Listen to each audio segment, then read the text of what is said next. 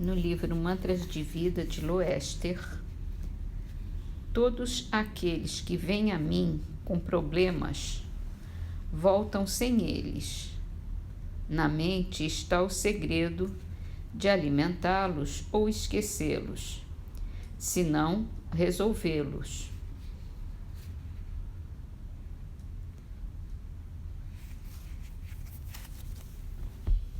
Agora, Livro dos Espíritos. Entramos num novo capítulo da emancipação da alma. O sono e os sonhos. Questão 400. O espírito encarnado permanece de bom grado no seu envoltório corporal? É como se perguntassem se ao encarcerado agrada o cárcere.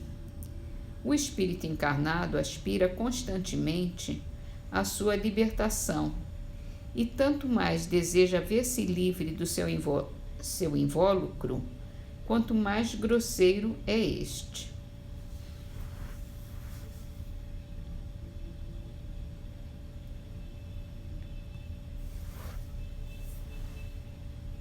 No Evangelho segundo o Espiritismo, a mensagem chama-se Os Falsos Profetas da Erraticidade. Os falsos profetas não se encontram unicamente entre os encarnados. Eles também estão, e em muito maior número, entre os espíritos orgulhosos que, aparentando amor e caridade, semeiam a desunião e retardam a obra de emancipação da humanidade, lançando-lhe de través seus sistemas absurdos, depois de terem feito que seus médiuns os aceitem. E para melhor fascinarem aqueles a quem desejam iludir, para darem mais peso às suas teorias, se apropriam sem escrúpulo de nomes que só com muito respeito os homens pronunciam. São eles que espalham o fermento dos antagonismos entre os grupos, que os impelem a isolarem-se uns dos outros e a se olharem com prevenção. Isso por si só bastaria para os desmascarar, pois procedendo assim são os primeiros a dar o mais formal desmentido às suas pretensões. Cegos, portanto, são os homens que se deixam cair em tão grosseiro embuste. Há, porém, muitos outros meios de serem reconhecidos. Espíritos da categoria em que eles dizem achar-se têm de ser não só muito bons, como também eminentemente racionais. Pois bem, passem-lhe os sistemas pelo crivo da razão e do bom senso e verão o que restará. Convenham, pois, comigo, em que todas as vezes que um espírito indica como remédio aos males da humanidade, ou como meio de se conseguir a sua transformação, coisas utópicas e impraticáveis, medidas pueris e ridículas, quando formula um sistema que as mais rudimentares noções da ciência contradizem, não pode ser senão um espírito ignorante e mentiroso. Por outro lado, creiam que, se nem sempre os indivíduos apreciam a verdade, esta é apreciada sempre pelo bom senso das massas, constituindo isso mais um critério. Se dois princípios se contradizem, acharão a medida do valor intrínseco de ambos, verificando qual dos dois encontra mais ecos e simpatias. Fora com efeito ilógico admitir-se que uma doutrina cujo número de adeptos diminui progressivamente seja mais verdadeira do que outra que veja o dos seus em contínuo aumento. Querendo que a verdade chegue a todos, Deus não confina num círculo acanhado. Faz que ela surja em diferentes pontos, a fim de que por toda parte a luz esteja ao lado das trevas.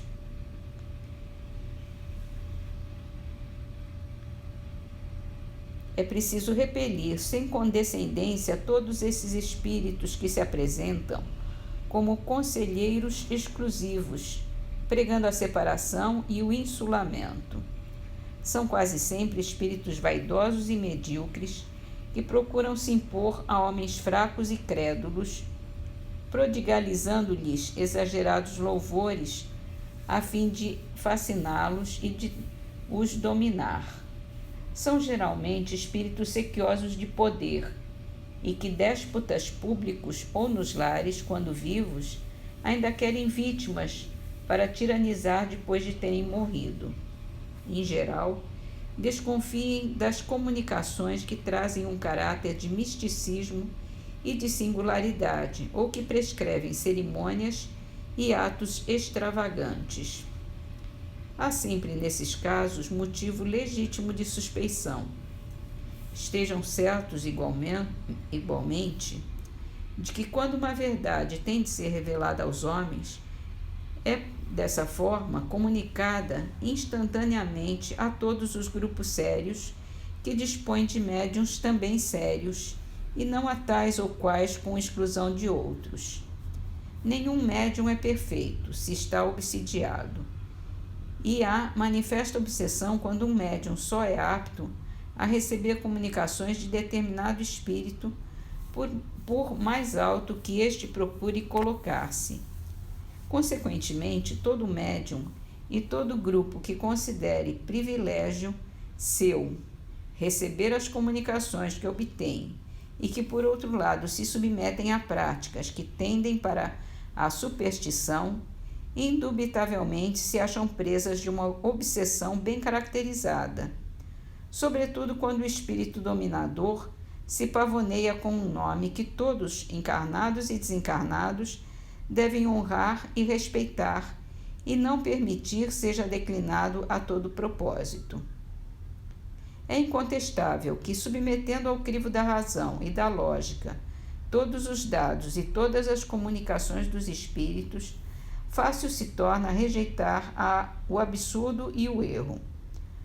Pode um médium ser fascinado e iludido um grupo, mas a verificação severa a que procedam os outros grupos, a ciência adquirida, a alta autoridade moral dos diretores de grupos, as comunicações que os principais médiuns recebam, com um cunho de lógica e de autenticidade dos melhores espíritos, farão justiça rapidamente para esses ditados mentirosos e astuciosos. Para esses ditados mentirosos e astuciosos, emanados de uma turma de espíritos mistificadores ou maus. Essa mensagem é assinada por Erasto, discípulo de Paulo. Foi recebida em Paris em 1862. E em Parnaso de Além-Túmulo,